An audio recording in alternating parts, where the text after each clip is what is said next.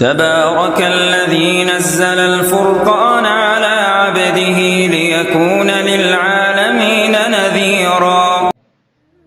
جب ظلم و ستم کے پہاڑ توڑے گئے، رات نبی علیہ السلام کی خواب میں زیارت ہوئی تو نبی علیہ السلام سے کہہ رہی ہے، آقا مجھے یہاں پہ قید رکھا گیا، اتنا ظلم میرے اوپر ڈھائے گئے، میں صنف نازک ہوں، میں عورت ہوں، برداشت نہیں کر سکتی، لیکن اسلام کی خاطر میں نے سمیہ کی تاریخ پڑھی ہے، میں نے زنیرہ کی تاریخ پڑھی ہے، خنسا کی باتیں سنی ہے، لہذا میں ایک لمحے کے لیے پیچھے نہیں ہٹوں گی، لیکن آپ مجھے تو بتائیے میرا امتحان کب تک ہے، یہ تکلیفیں کب تک رہے گی؟ نبی علیہ السلام نے فرمایا، عافیہ مسکرا کے فرمایا کہ آپ کو آپ کا امتحان نہیں ہے، آپ کا امتحان تو کب تک ختم ہو چکا ہے، وہ چند ہفتوں میں آپ کا امتحان ختم ہو چکا تھا۔ کہا میرا امتحان نہیں ہے تو مجھے قید میں کیوں رکھا گیا، مجھ پر ظلم و ستم کے پہاڑ توڑے جا رہے ہیں۔ تو نبی علیہ السلام کی آنکھیں نم ہو گئی، چہرہ جھک گیا۔ نبی علیہ السلام نے فرمایا، عافیہ یہ آپ کا امتحان نہیں ہے، امت کا امتحان ہے، امت کا امتحان ہے۔ 22 کروڑ مسلمان عوام یہاں پر آباد ہے، 13 ارب مسلمان پوری دنیا میں آباد ہے، 60 کے قریب مسلم حکمران آباد ہے، ذرا ان کا ایمان تو چیک کریں گے نا۔ جب میں کہتا ہوں یا الہی میرا حال دیکھ تو حکم ہوتا ہے اپنا نامہ اعمال دیکھ۔ میرے انتہائی واجب الاحترام، قابل احترام دوستو، ساتھی و بزرگوں، قرآن پاک کی جو آیت اور ذخیرہ احادیث میں سے جو حدیث پاک تلاوت کی گئی ہے، خلاق عالم کی بارگاہ میں دعا ہے، مالک کائنات، خالق ارض و سماوات، قرآن و سنت کے مطابق کہنے کی، قرآن و سنت کے مطابق عملی زندگی بسر کی توفیق عطا فرمائے۔ چونکہ یہ مہینہ حج کا مہینہ چل رہا ہے، ذی قعدہ، ذی الحج، تقریباً اس مہینے کے اندر مسلمانان عالم بیت اللہ شریف کی طرف کوچ کر کے رواں دوا ہوتے ہیں اور فریضہ حج، مناسک حج، ارکان اسلام میں سے ایک رکن اور فریضہ ادا کرتے ہیں۔ قرآن کریم کے اندر بھی اللہ نے فرمایا، الحج اشہر معلومات، حج وہ مہینہ ہے جن کے مہینے جو ہے وہ گنتی کے مہینے ہیں۔ فمن فرض فیہن الحج فلا رفث ولا فسوق ولا جدال فی الحج، اور جو اس دنوں میں، ان مہینوں میں حج کا ارادہ رکھتے ہیں، حج کی نیت وہ کر چکے ہیں، ان پر حج فرض ہو چکا ہے، فلا رفث، پھر وہ بیوی کے قریب نہ ہو، بیوی سے ہم بستری کی بات نہ کرے، فلا رفث ولا فسوق، اور گناہ کے کام بھی نہ کرے، ولا جدال فی الحج، ازدحام بہت زیادہ ہوتا ہے، رش بہت زیادہ ہوتا ہے، ایک پوری دنیا سے مسلمانان عالم اسلام کے محور اور مرکز بیت اللہ شریف اور روضہ رسول اللہ پہ حاضری لگاتے ہیں۔ اتنے جنگ غفیر کے دوران تکلیف دہ مرحلہ پیش آ جاتا ہے تو فرمایا ولا جدال فی الحج، حج میں جھگڑا بھی نہ کرنا، صبر کے ساتھ، تحمل کے ساتھ، بردباری کے ساتھ اور اخلاق کے ساتھ پیش آنا۔ تو وہاں ایک جو زور دیا گیا ہے، گناہ کے کام نہ کرنا، نیکی کا کام اور گناہ کا کام، فرمایا اللہ کے حکم کو پورا کرنا اور پیارے آقا مدنی کریم صلی اللہ علیہ وسلم کی سنت مبارک کو پورا کرنا، دین اسلام کے اوامر کو بجا لانا، یہ فرمایا نیکی ہے۔ اور اللہ کے حکم کے خلاف کرنا، نبی علیہ السلام کی سنت مبارکہ کے خلاف کرنا، اور دین اسلام کے اندر نئی چیزیں ایجاد کرنا، یہ گناہ کہلاتا ہے۔ گناہ اللہ کے حکم کو توڑنا، نبی علیہ السلام کی تعلیم اور سنت اور پیغام کو توڑنا، اور اسلام کے امر کو، حکم کو، عمل کو توڑنا، فرمایا یہ گناہ ہے۔ اور گناہ یہ ہر چیز کے اندر ایک تاثیر ہوتی ہے، اور گناہ کے اندر بھی ایک تاثیر ہے۔ یعنی انسان گناہ کرنے کے بعد اس کے اندر ایک ندامت سی آ جاتی ہے، اور نیکی کرنے کے بعد انسان کے اندر سلامتی آ جاتی ہے۔ گناہ کرنے کے بعد اس کے اندر بے چینی اور بے قراری آ جاتی ہے، یہ میں نے کیا کر دیا، یہ میں نے کیوں کیا ہے۔ ندامت، ملامت، اپنے آپ کو کوسنا، اپنے آپ کو جھنجھوڑنا، یہ فرمایا انسان کے اندر آتا ہے گناہ کرنے کے بعد۔ اور نیکی کرنے کے بعد اس کو تشنگی ملتی ہے، حلاوت ملتی ہے، ایک سرور ملتا ہے، ایک خوشی ملتی ہے، اور ایک سلامتی وہ پاتا ہے۔ تو یہ گناہ جو ہے، جس قدر بھی انسان کامیابی کے ساتھ گناہ کرے، یعنی اس کو کوئی سمجھانے والا نہ ہو، بھائی آپ یہ گناہ کیوں کر رہے ہو، اس کے اندر تو یہی عذابات ہیں، بڑی کامیابی کے ساتھ انسان گناہ کرتا ہے، کوئی سمجھانے والا اس کے پاس اگر نہ ہو، کوئی منع کرنے والا نہ ہو، اس وقت بھی اگر یہ گناہ کرے گا، فرمائے دنیا اور آخرت میں یہ ندامت کا سامنا کرے گا۔ دنیا اور آخرت میں اس کو ندامت اٹھانی پڑے گی۔ اور نیکی فرمائے سکون ہی سکون ہے، راحت ہی راحت، اطمینان ہی اطمینان ہے۔ حضرت عبداللہ بن عباس رضی اللہ تعالیٰ عنہ فرمایا کرتے تھے، کل ما نہی عنہ فہو کبیر۔ ہر وہ گناہ، ہر وہ چیز جس سے روکا گیا ہو، اللہ نے اور رسول اللہ نے روکا ہے، فرمایا وہ گناہ کبیرہ ہے۔ مومن تو گناہ کو یوں سمجھتا ہے جیسے اس کے سر پہ ایک پہاڑ رکھ دیا گیا ہو، بوجھ رکھ دیا گیا ہو۔ وہ جس طرح بوجھ ہٹانا مشکل ہے، اس طرح گناہ کے کام کرنا مومن کے لیے مشکل ہوتا ہے۔ ہمارے اکابر تو فرمایا کرتے تھے کہ مومن کے لیے گناہ ایسا ہے جیسے بچھو چھوٹا ہو یا بڑا ہو، وہ زہریلا ہوتا ہے، کوئی اس کو ہاتھ پہ لے کے گھومتا نہیں ہے، ڈنگ مارے گا، چاہے وہ بڑا ہو یا چھوٹا ہو، نقصان پہنچائے گا۔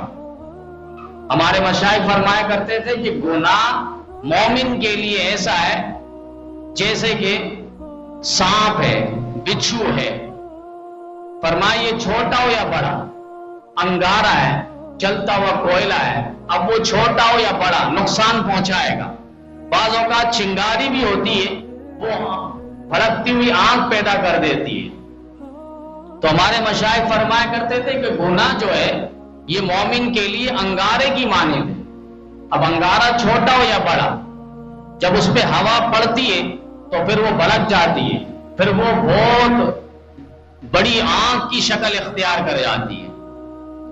اسی لیے فرمایا کہ گناہ چھوٹا ہو یا بڑا، ہمیں یہ نہیں دیکھنا کہ یہ چھوٹا ہے لہذا کر گزرے، کیونکہ شیطان تو روز اول سے اس نے یہ کہہ دیا ہے اور اللہ سے وعدہ کر لیا ہے کہ میں تیرے بندے کو گمراہ کروں گا، روز اول سے اس نے کہہ دیا ہے۔ اب قرآن کریم میں بھی اللہ نے فرمایا کہ شیطان جو ہے یہ وَقَيَّزْنَا لَهُمْ قُرَانَاءَ فَزَيَّنُوا لَهُم مَّا بَيْنَ أَيْدِيهِمْ، یہ تمہارا ایسا دوست بنا ہوتا ہے کہ تمہیں گناہ مزین کر کے، خوبصورت اور آراستہ اور پیراستہ کر کے تمہارے سامنے گناہ کو پیش کرے گا۔ شیطان ہلکا بنا کر پیش کرے گا، بھائی کر لو کیا ہوا، اکثر لوگ کرتے رہتے، تم نے کر لیا تو کیا ہوا، بھائی اس گناہ سے بچنا مشکل ہے لہذا تم کر لو، اس سے بچنا مشکل نہیں ہے لہذا تم کر لو، بہت سے بڑے بڑے لوگ کر رہے تو تم نے کر لیا تو کیا ہوا، یہاں تو کوئی بھی نہیں ہے، بند دروازہ ہے، گناہ کر لو، کوئی تمہیں دیکھ نہیں رہا، مختلف انداز میں یہ شیطان گناہ کو ہلکا کر کے ہمارے سامنے پیش کر رہا ہوتا ہے۔ ایک تو گناہ ہی ہے، فرمایا گناہ سے بھی بری چیز چار ہے، گناہ سے بھی بری چیز۔ ایک تو یہ کہ گناہ کو ہلکا سمجھنا، نمبر 2 گناہ کر کے خوش ہونا، نمبر 3 گناہ پر اصرار کرنا، اور نمبر 4 گناہ کر کے فخر محسوس کرنا، اترانا کہ میں نے فلاں گناہ کیے، فلاں گناہ کیے، اور پھر گناہ پر گناہ کرنا۔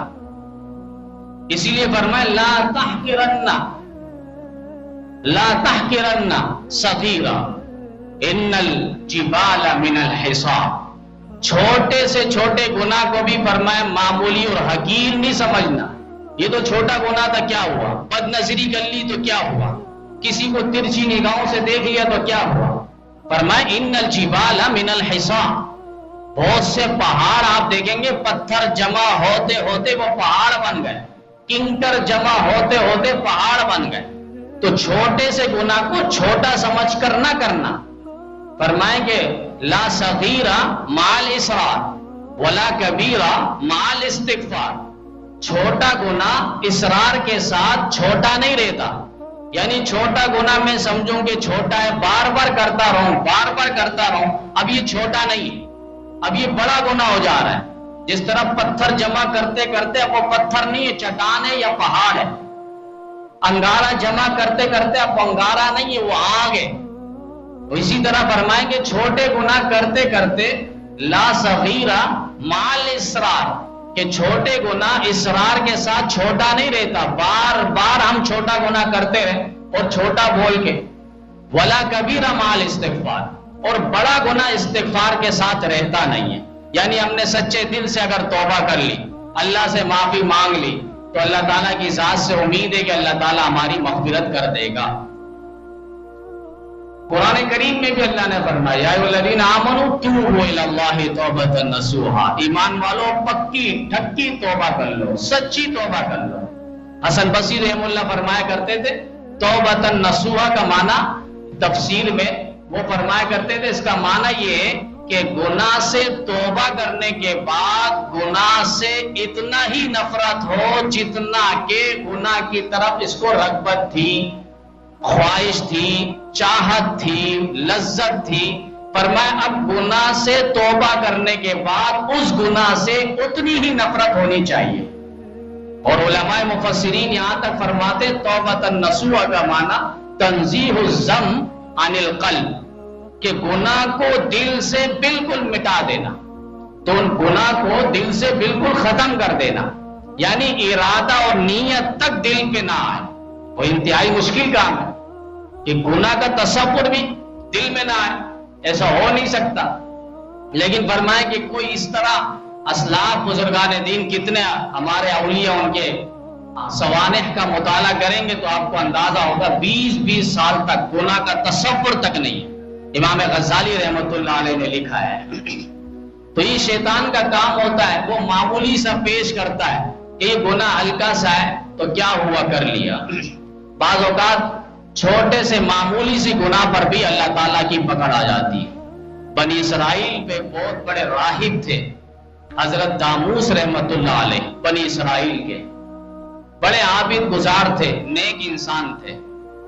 ان کے علاقے میں پہاڑ جو تھا وہ انتہائی خشک تھا، اس پہ ہریالیاں نہیں تھی، سبزہ نہیں تھا، باغات نہیں تھے، کھیتیاں نہیں تھی، فصلیں نہیں تھی۔ ایک دن وہ باہر نکلے، باغوں پہاڑوں کو دیکھا اور کہا کہ کاش ان میں باغات ہوتے، ان میں ہریالیاں ہوتی، ان میں پھول کھلتے، کتنا اچھا لگتا۔ فوراً اللہ کی پکڑ آ گئی۔ اتنی سی بات انہوں نے صرف زبان سے نکالی۔ اللہ نے کہا بندگی چھوڑ دی، میری عبادت چھوڑ دی اور میرے مشیر بن گئے ہو، مجھے مشورہ دینے لگ گئے ہو، جاؤ یہاں سے نکل جاؤ۔ اب انہوں نے دیکھا اللہ کی پکڑ آ گئی اور اللہ مجھ سے ناراض ہو چکا ہے، اتنا سا لفظ زبان سے نکالنے کی وجہ سے۔ کیونکہ مقربین لوگ ہوتے ہیں جو بالکل اللہ کے قریب برگزیدہ بندے، تو ان کی چھوٹی سی معمولی باتیں جو ہمیں نہیں لگتی کہ یہ بات ایسی ہونی ایسی ہے، لیکن اللہ کی پکڑ آ جاتی ہے۔ حضرت خواجہ بہاؤالدین زکریا رحمۃ اللہ علیہ کے سامنے کسی نے ان کی تعریف کر دی تو حضرت خواجہ بہاؤالدین زکریا رحمۃ اللہ علیہ بالکل خاموش بیٹھے رہے. اب اللہ کی پکڑ آ گئی اور اللہ نے ان کی ولایت، جو ولیوں کا ایک مقام ہوتا ہے، شرف ہوتا ہے، اللہ نے ان سے سلب کر لی، چھین لی وہ ولایت. اب یہ پریشان ہوئے، فوراً اپنے خواجہ باقی باللہ رحمت اللہ علیہ، دہلی میں ان کے بڑے پیر تھے، ان سے کہا تو انہوں نے آگے سے کہا کہ معاملہ اس طرح تھا جو آپ کے ساتھ ہوا. کہا میری تعریف کسی نے کی، مجھے ابھی القاء ہوا ہے. اللہ کی طرف سے بات دل میں آنا، دماغ میں آنا، بزرگوں کو اس کو القاء کہتے ہیں، الہام. اب انہوں نے کہا کہ یہ میرے کو بات آئی کہ میرے سامنے میری تعریف ہو رہی تھی، میں نے استغفار نہیں پڑھا، اس وجہ سے میرے ساتھ یہ معاملات ہوئے. فوراً اللہ نے چند دن عبادات کے بعد، ریاضت کے بعد، ندامت اور شرمساری کے بعد، زیادہ آہ و بکا کی وجہ سے اللہ نے کہا جاؤ قریبی مدرسے میں جا کر قاری صاحب سے کہو وہ دعا کروائے بچوں سے، پھر اس کے بعد آپ کی ولایت آئے گی. وہ چلے گئے ادارے میں، مدرسے میں، اور جا کر قاری صاحب نے دیکھا اتنے بڑے پیر حضرت خواجہ بہاؤالدین زکریا رحمۃ اللہ علیہ تشریف لائے، اپنے مسند سے وہ کھڑے ہو گئے. انہوں نے کہا کہ آپ بیٹھے اپنی جگہ میں، آج مجھے بھیجا گیا یہاں پر. اس کے بعد قاری صاحب سے کہا آپ دعا کریں. وہ حیران ہو گئے کہ میں دعا کروں، حضرت آپ کی مجلس میں آپ ہی دعا کرتے ہیں، یہاں بھی آپ. کہا نہیں، ہمیں حکم ہوا ہے کہ آپ سے دعا کروائے اور بچوں سے دعا کروائے. اس کے بعد اللہ تعالیٰ نے ولایت واپس کی ہے. تو بعض مقربین کی چھوٹی باتوں پر اللہ کی پکڑ آ جاتی ہے. حضرت داموس رحمت اللہ علیہ نے اتنی بات کی، اللہ کی پکڑ آ گئی، اور اس کے بعد انہوں نے کھانا پینا سب کچھ اپنے اوپر ختم کر دیا کہ میں کھاؤں گا نہیں، پیوں گا نہیں جب تک اللہ تعالیٰ کی طرف سے مجھے معافی نہ ہو جائے، واضح طور پر مجھے پتہ نہ چل جائے. چند دن عبادات کرتے رہے، روتے رہے. ایک دن رات میں وہ علاقے سے جا رہے تھے، لوگ دعوتیں تقریبات سجا کر کھا رہے تھے. اچانک جب یہ گزرے تو لوگوں نے ان کو بٹھایا اور کہا کہ آپ بھی ہماری دعوت میں شامل ہو اور کھانا کھا لیں. انہوں نے کہا کہ میں نہیں کھا سکتا. کہا تھوڑا تو کھا لیں. کہا نہیں میں نہیں کھاؤں گا. کہا روزے سے روزہ تو رات پہ ہے نہیں. کہا مجھے کھانا نہیں ہے. بالآخر انہوں نے اصرار کیا تو ان کو بتانا پڑا کہ میں نے اس طرح کیا تھا تو میری پکڑ آ گئی، اللہ کی طرف سے میرے اوپر عذاب آ گیا ہے. اب انہوں نے کہا کہ اس عذاب کو ہم اپنے اوپر تقسیم کر لیتے ہیں، لہذا آپ ہمارے ساتھ کھانا کھاؤ. اللہ تعالیٰ نے فوراً دل پہ بات ڈالی، داموس اس علاقے سے، شہر سے باہر نکل جاؤ.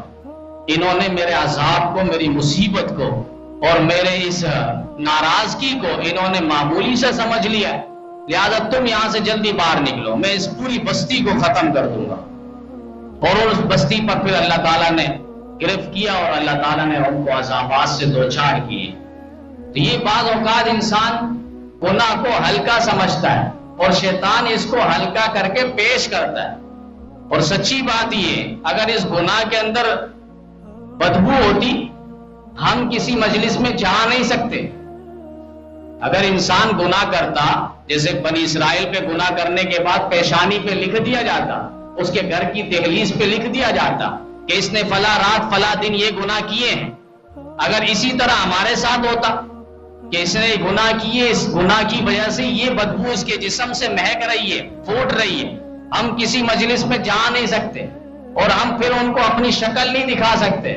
دو قسم کی شکلیں، ایک ظاہری شکل جو میں بیٹھا ہوں، ایک باطنی شکل ہے جس کو عالم مثال میں ایک شکل دی گئی ہے. یعنی انسان جس طرح عمل کرتا ہے تو اس کی شکل عالم مثال میں ویسے ہی ہے. اگر وہ جانور والے اعمال کرتا ہے تو جانور والے اعمال کی طرح اس کی شکل ہوتی ہے عالم مثال میں. مثال کے طور پر ایک شخص بڑا حریص ہے، لالچ ہے، اور اس لالچی پہ وہ حد سے گزر گیا ہے، تو عالم مثال میں اس کی مانند ایک کتے کی طرح ہے، چونکہ کتا بھی حریص جانور ہے. اور اسی طریقے سے جو بے حیائی میں آگے نکلا ہوا ہے، عالم مثال میں اس کی شکل جو ہے خنزیر کی طرح ہے، چونکہ خنزیر بھی بے حیا اور بے شرم ہے جانوروں میں.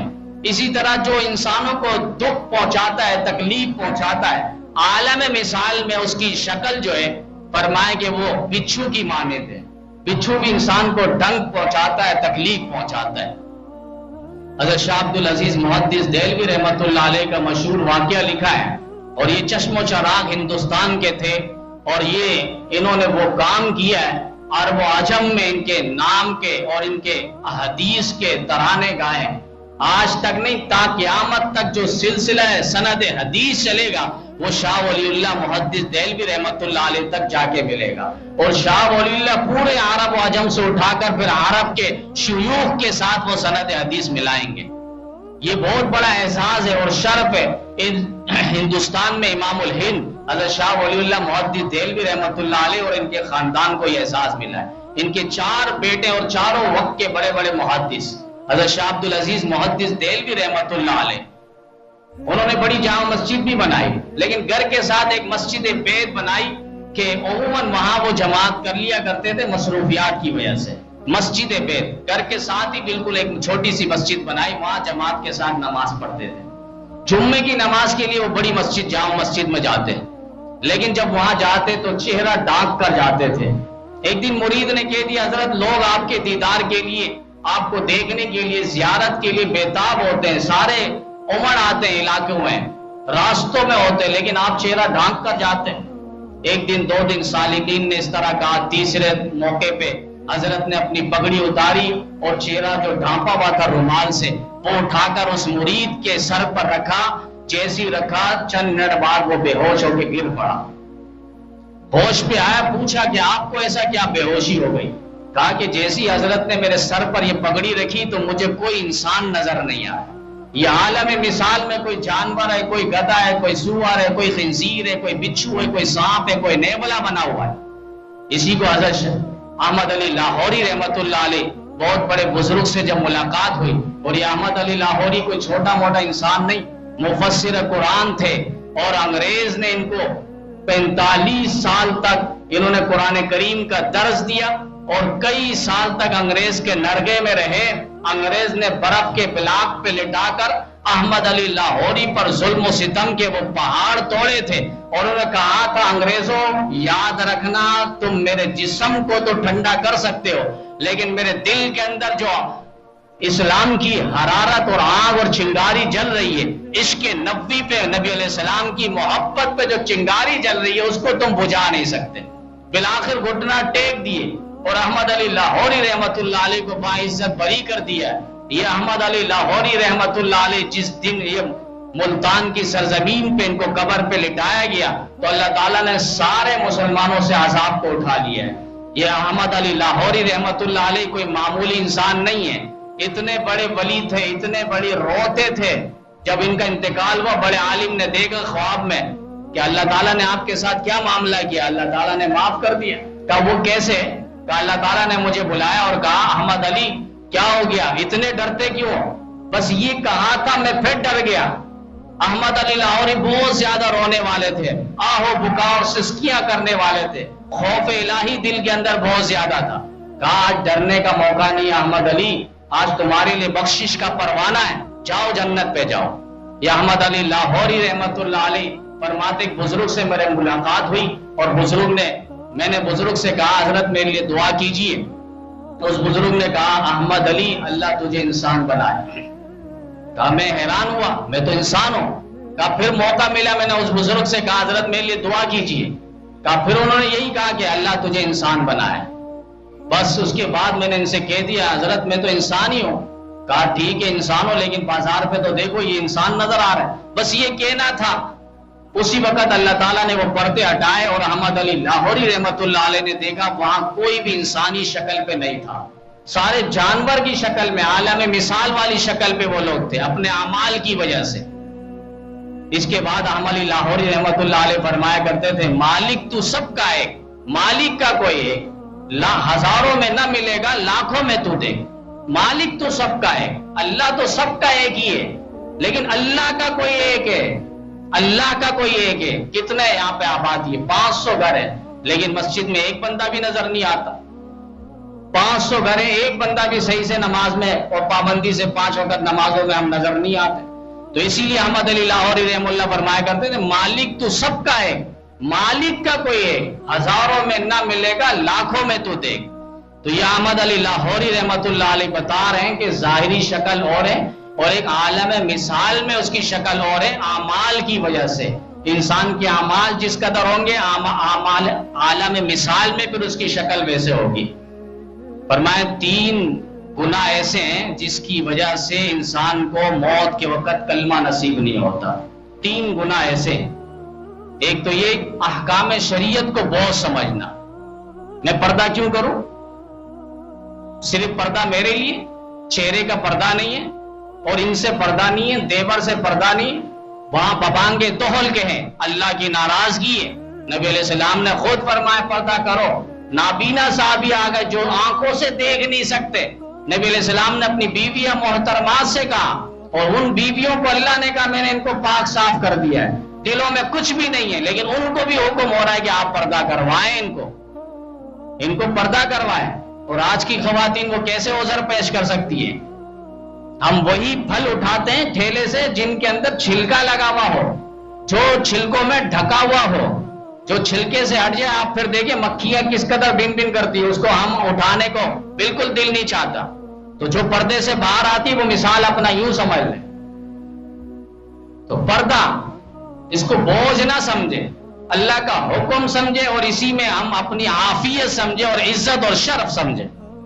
اور اسی طریقے سے مرد جو ہے وہ رشوت لینا اور سود لینا، وہ اس سے باز نہیں آتے اور اس کو بہت سمجھتے کہ رشوت کے بغیر ہمارا گھر نہیں چلے گا، سود کے بغیر ہمارا گھر نہیں چلے گا۔ ابھی کسی نے پوچھا قرض لینا، لون لینا یہ بینک سے یہ جائز ہے؟ تو کسی صورت میں بھی جائز نہیں ہے۔ آپ 20,000 لیں گے آپ کو 25,000 بھرنا پڑے گا، آپ 50,000 لیں گے آپ کو 60,000 بھرنا پڑے گا۔ یہ جو اضافی رقم ہی ہے، چاہے وہ خوشی سے ہو 1000 روپے دے رہا ہوں، 500 روپے دے رہا ہوں، مٹھائی کے ڈبے دے رہا ہوں، ایک ٹافی تک کھلا رہا ہوں، یہ ایک لحاظ سے سود کے زمرے میں ہی ہے۔ آپ اس سے پہلے آپ نے مٹھائی کے ڈبے اس کو کیوں نہیں دیے؟ اس سے پہلے آپ نے 500 روپے اور 1000 روپے اس کو کیوں نہیں دیے؟ تو یہ سود اور شبہ سود اس پر لازم آتا ہے۔ لہذا بینک سے لون لینا جس میں اضافی رقم کے ساتھ ہو یہ کسی صورت میں جائز نہیں، یہ بیاج ہی ہے اور سود ہی ہے۔ تو احکام شریعت کو بہت سمجھنا۔ فرمائے کہ اس صورت میں جو ہے یہ اس کو موت کے وقت کلمہ نصیب نہیں ہوگا۔ احکام شریعت کو بہت سمجھنا۔ لوگوں نے چاہا ایک شخص کا انتقال ہو رہا ہے، کلمہ پڑھ لیں، اس کے منہ سے کلمہ نہیں نکل رہا اور انکار کر رہا ہے میں نہیں پڑھتا۔ انتقال ہو گیا، بالآخر اس کو دفنا دیا گیا۔ ایک بزرگ نے ان کے اہل خانہ سے پوچھا اس کا ایسا کون سا عمل تھا جس کی وجہ سے کلمہ نہیں پڑھ رہا تھا، واضح طور پر انکار کر رہا تھا؟ تو ان کے اہل خانہ نے کہا یہ سستی کرتا تھا ایک عمل پہ جو میں دیکھتی تھی۔ وہ سستی کیا ہے؟ جب اس کو غسل فرض ہو جاتا، یہ ہم بستری کرتا، غسل جنابت جس کو کہتے ہیں، پر میں اس کے بعد یہ سستی کرتا اور ایک جملہ کہتا، وہ کہتا بنی اسرائیل پہ عیسائیت پہ غسل جنابت نہیں ہے، یعنی ہم بستری کے بعد غسل فرض نہیں ہوتا، لہذا کیا یہ اچھا ہوتا دین اسلام میں یہ حکم نہیں ہوتا۔ یہ تو ایک لحاظ سے پاکی ہے، صافی ہے۔ ہم کھانا کھاتے ہیں عزت سے ہاتھ دھو کر بیٹھ کر کھاتے ہیں تاکہ ہاتھ پہ کوئی گندگی نہ ہو، میل کچیل نہ ہو، پیٹ پہ ہمارا نہ جائے اور جسم ہمارا خراب اور بے قرار نہ کرے۔ تو احکام شریعت فرمائے اس کو بہت سمجھنا۔ سوء خاتمہ کا ڈر دل سے نکل جانا، یعنی گناہ کر رہے اور یہ نہیں کہ معلوم میرا خاتمہ جو ہے ایمان پر ہوگا یا نہیں ہوگا، ایسا نہ ہو میری بری موت ہو جائے، یہ سوء خاتمہ کا ڈر اس کے دل سے نکل جائے۔ اور نعمت اسلام پر وہ شکر ادا نہیں کر رہا، اتنی بڑی دولت اللہ نے اسلام کی دولت دی ہے، جو دین اسلام پورے عالمگیر مذہب ہے، اس پر شکر ادا نہیں کر رہا۔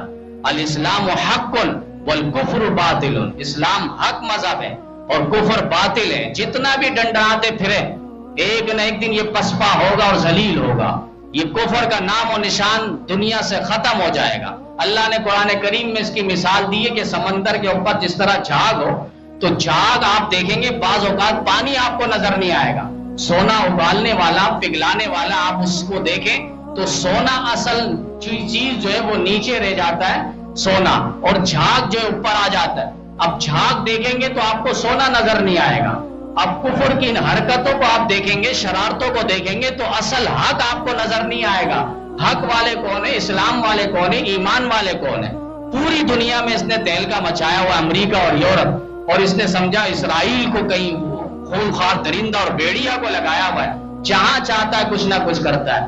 اس لیے افغانستان سے ایسا پٹ کے باہر نکلا انشاءاللہ تا قیامت تک ان پہاڑوں کی طرف اس کی نظر نہیں جائے گی. پھر وہ شرارت پاکستان کے اندر مختلف اندازوں میں سیاسی پارٹیوں کو لگا کے وہ کر رہا ہے.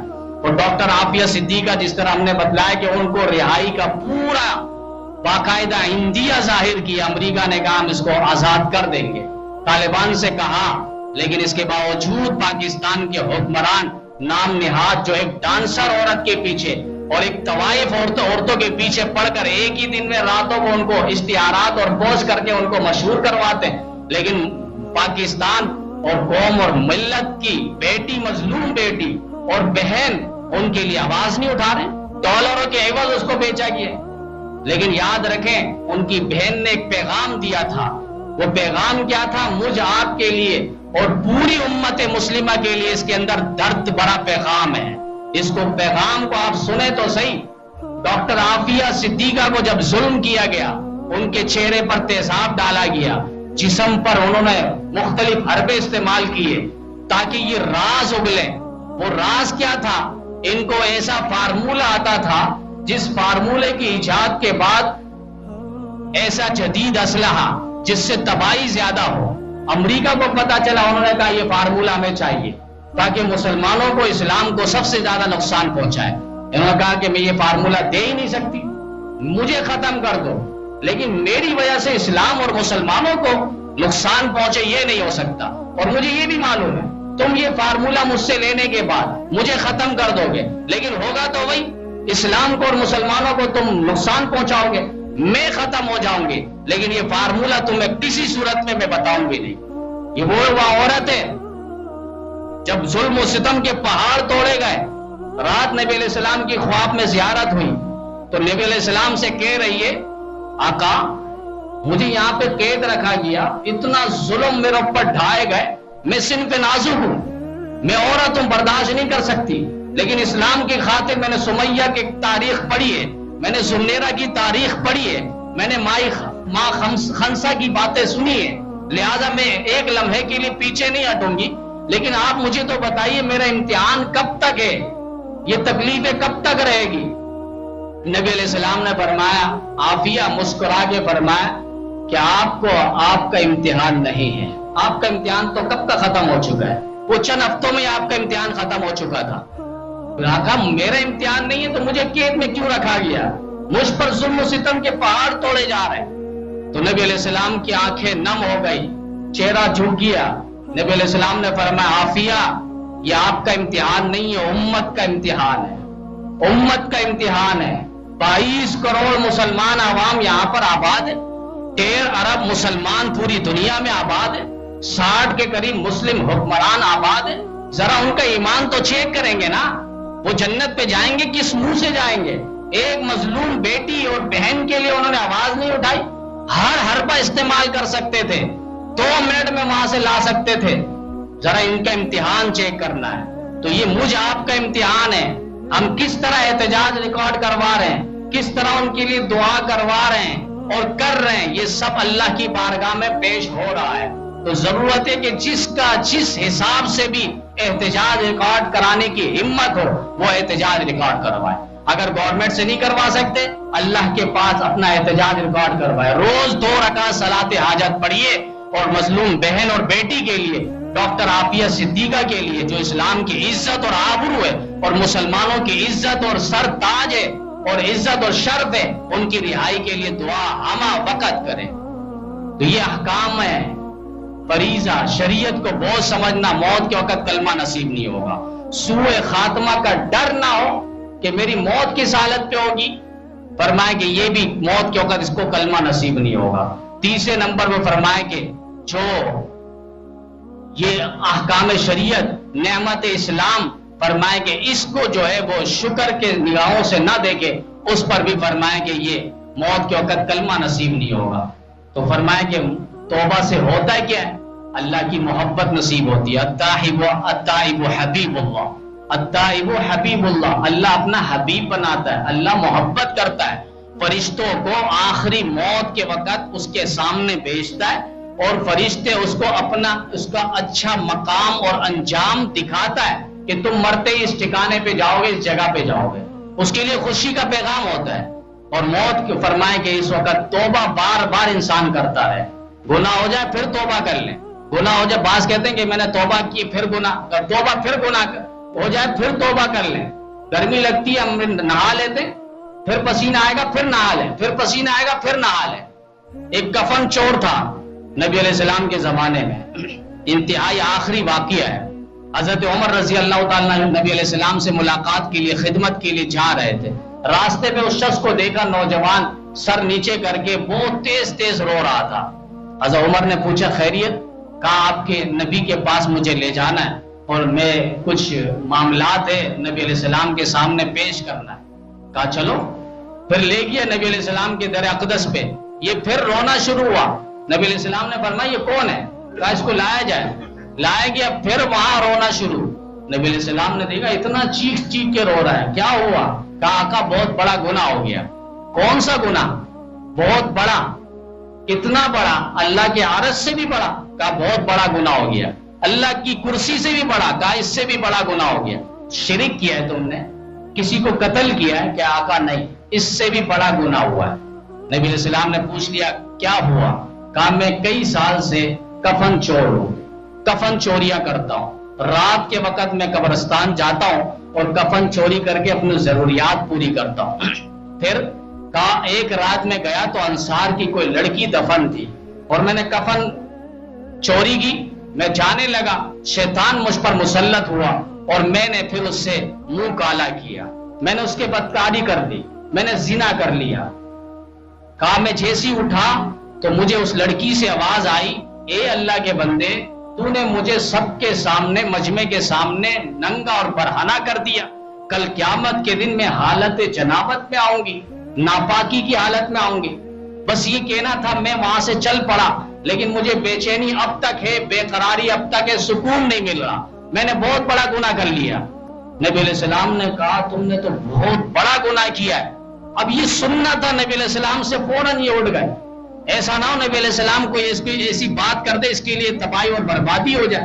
انہوں نے کہا میں فوراً نکل پڑا اور میں پہاڑوں میں چلا گیا، وہاں روتا رہا، 40 دن تک میں نمازیں پڑھتا رہا، عبادات کرتا رہا، اتنا رویا، بالآخر اللہ کا عرش ہلا، جبریل کو بھیجا، جاؤ میرے محبوب پیغمبر کے پاس جا کے یہ سوالات کرو۔ نبی علیہ السلام کے پاس جبریل آئے اور پہلا سوال ہوا، آقا آپ نے مخلوق کو پیدا کیا ہے یا اللہ نے پیدا کیا ہے؟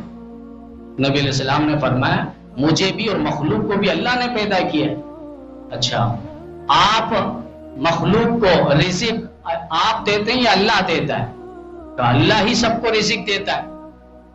کہ اچھا، پھر کسی کو اگر معافی کروانا ہو اللہ معاف کرے گا یا کسی اور کے اختیار پہ وہ معاف کرے گا؟ کہ اللہ ہی معاف کرے گا۔ کہ پھر اس کو آپ بلائیں جو پہاڑوں پہ جا چکا ہے، اس کو اللہ تعالیٰ نے خوشخبری سنا دی، آپ بتلا دیں اس کو بلا کے کہ اس کی مغفرت ہو گئی، معافی ہو گئی۔ اس کا رونا دھونا اللہ تعالیٰ کو بہت پسند آیا۔ نبی علیہ السلام نے فوراً ایک صحابی کو بھیجا اور اس شخص کو وہاں سے بلوایا اور ان کو کہا کہ آپ کو خوشخبری ہو، اللہ تعالیٰ نے آپ کی فریاد اور رونا سن لیا ہے اور اللہ تعالیٰ نے آپ کی مغفرت کر دی ہے۔ ایسی مغفرت ہو، ایسا فرمائے کہ گڑ گڑانا اور توبہ ہو۔ آج ہمارے پاس زبان ہے، پھر یہ زبان ہوگی لیکن بولنے کی طاقت نہیں ہوگی۔ آج ہمارے پاس یہ ہاتھ ہے لیکن ایک وقت ایسا آئے گا یہ ہاتھ ہوں گے لیکن اٹھنے کے قابل نہیں ہوں گے۔ نزع کے عالم میں، موت کے عالم میں، موت کے قریب میں فرمائے کہ دماغ ہوگا لیکن اس کے اندر سوچ نہیں ہوگی، آنکھیں ہوگی، دیکھنے کی بصارت اور طاقت اور ہمت اور سکت اس کے اندر نہیں ہوگی۔ تو آج جو کچھ ہے، بس جب ہے، جس وقت ہے، یہی وقت کو ہم غنیمت سمجھ لیں اور توبہ والی زندگی اپنائیں، گناہوں سے اپنے آپ کو دور رکھیں۔ یہ گناہ فرمائے کہ لمبی لمبی عبادات اور نوافل سے بہتر ہے انسان گناہ والی زندگی کو چھوڑے۔ فرائض سنت یہ پڑھ لیے، فرمائے کہ گناہ والی زندگی چھوڑ دے، مقام اور شرف انسان حاصل کرے گا۔ ترک معصیت پر اعمال، فرمائے اعمال طاعات یہ فضیلت رکھتی ہے۔ اسی لیے فرمایا اصل پرہیزگاری جو ہے وہ فرمایا کہ گناہ سے دور رہنا، اپنے آپ کو بچانا۔ ڈاکٹر بھی دوائی دیتا ہے لیکن زیادہ سے زیادہ پرہیز بتاتا ہے، آپ نے بڑا گوشت نہیں کھانا، آپ نے یہ نہیں استعمال کرنا، وہ نہیں استعمال کرنا۔ 2 دوائی دی لیکن 100 پرہیز بتا دیے.